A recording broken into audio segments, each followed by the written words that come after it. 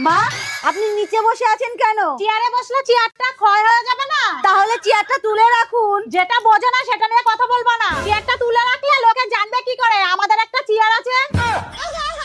মা, আমার জুতোটা না ছিঁড়ে গেছে। ছিঁড়ে গেছে মানে?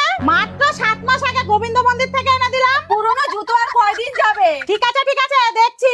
আবার ওই পুরনো জুতো? মানেটা কি? পরবা তো সেই পায়ে, নতুন কিনে পয়সা নষ্ট করে লাভ কি?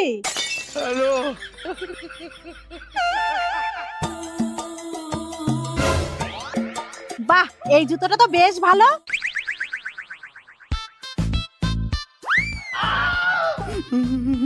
কি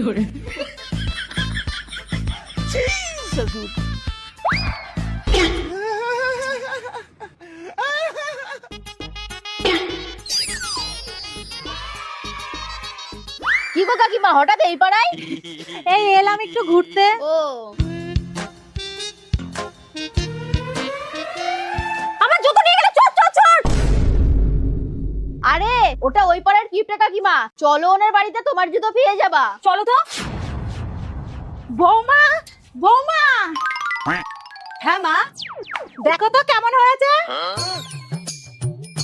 ঠিক আছে। দাঁড়াও, এটাকে একটু ডিজাইন করে দিই, তারপরে পরবা।